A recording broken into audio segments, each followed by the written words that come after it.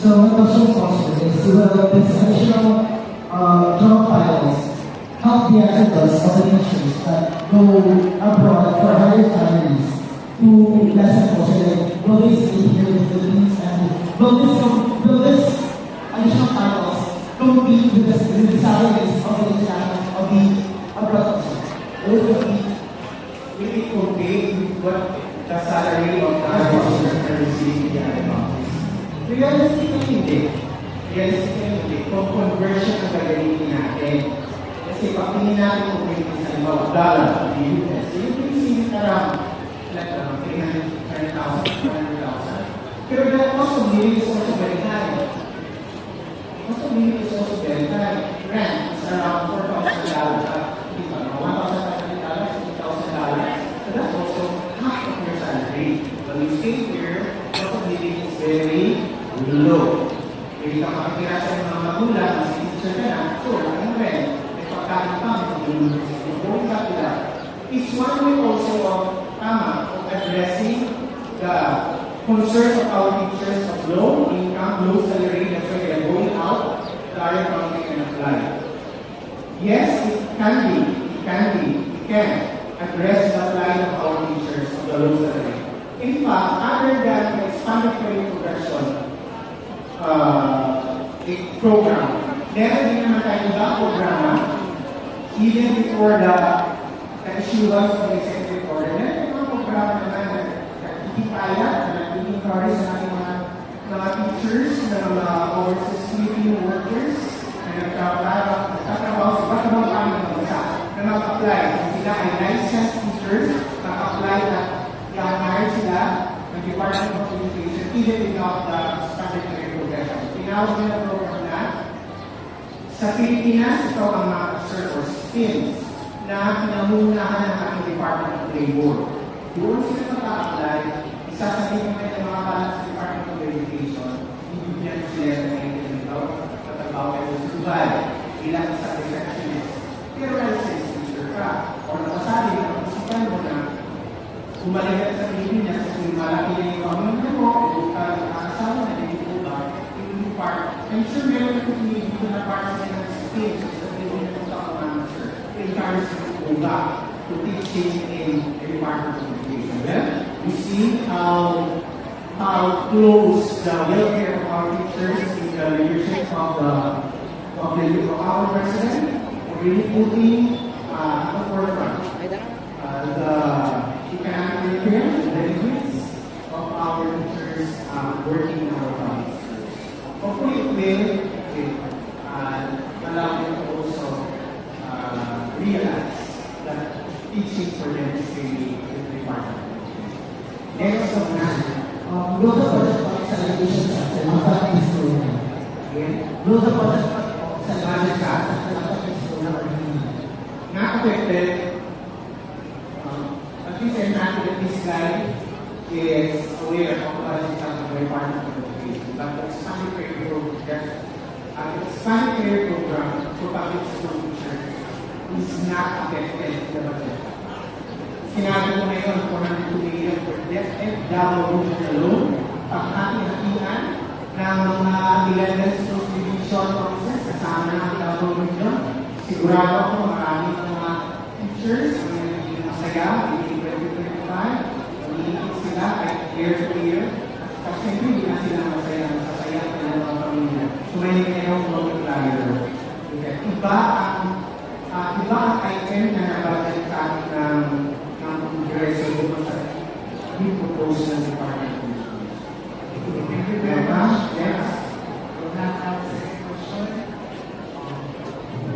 My name is I'm Andrew from Rwanda, and my question for you is: if you were to design a study to explore the correlation between teacher salaries and student outcomes, what key variables would you include and why? Or how could this affect the overall outcome of campus learning? Ito yung sinabi ko na parang lumis na doon sa parameters. Kasi research na tayo sa campus journalism. at sa relational studies. What are the variables? What is not Janice Just to review. What are the variables in parang ituloy natin ano yung variables na Ano po? Correlation between teacher salary and student earnings and outcomes. The framing of the question here is if you were given a chance ako yung researcher. what could be potential variables and you're going to choose if you wanted to correlate the salary increase of the teacher and the student's performance. These are the variables I feel would be relevant to the if I were to study the study. Of course, the teacher's experience. Teacher's experience in handling classes, teacher's experience in handling the paper properly. Experience, what else? Training experiences. Training is one. It's truly, that will also help. That could be a determining factor in the performance of the students after generation. Age, probably. Age and then gender. Tingnan natin. Ang mga lalaki ba na school paper advisor at ang mga babae ba ay may related ang performance ng mga ngayon. Age. Ilan na yung sabi ko? More. Because these are the additional variables that we look into. And probably fifth that I would, which is very, very subjective, is the level of objective two is performance of the teacher. Yeah, hindi naman, napili ko ay base assumption two is yung teacher na satisfactory na performance might not produce better journalists. And mataas ang performance could also be mataas din ang kanyang performance and schedule. Ano I get it? Okay. Kaya kasi kasi ang follow-up question. How would this affect the overall outcome? How would this affect the overall outcome of campus journalism? How can the Teacher salary increase. okay. The teacher salary increase and the user experience of INU. Our daily school aid advisors are our ticket for promotion. Expect kayo na yung mga school aid advisor. Ang pinakaunang mag-promote kasi they don't have the credentials, yung sinabi ko, experience. Result of the own test. Yung mga awards and recognitions are part of the overall potential of the teachers na kailangan para check ng tulo. And so when you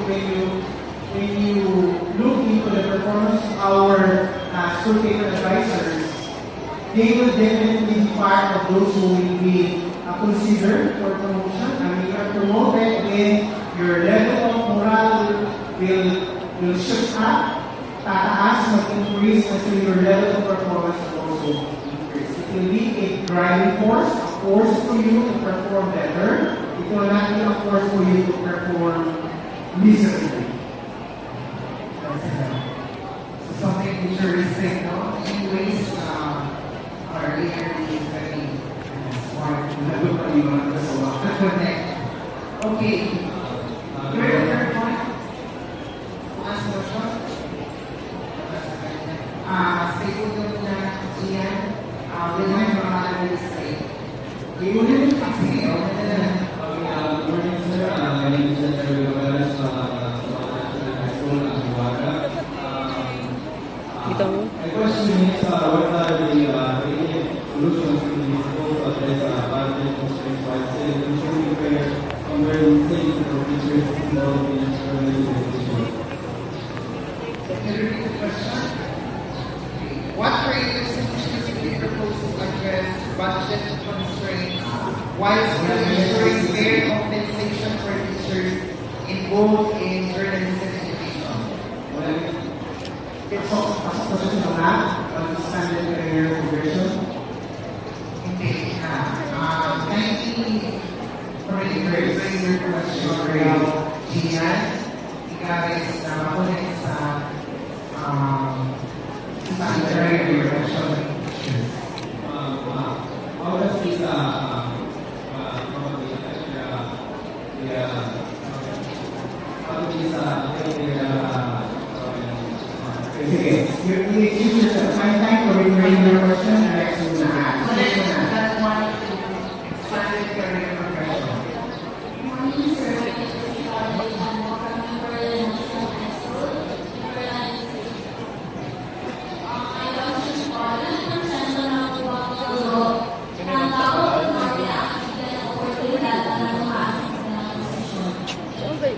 Porsyento, meron ka data now, meron ka data now,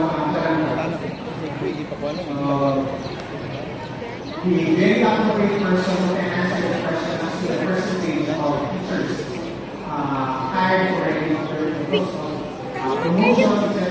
will be the school division office. Ang regional office kasi, hindi sample sa aming function ang mag-hire ng teachers, so you don't have the data. Ang hiring of teachers ay nakalas sa division office. Hindi ko nag-hire ng superintendent, the appointing authority of the division.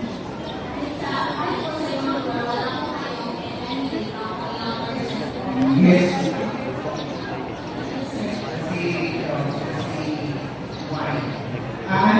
Kung percentage sa figure, wala.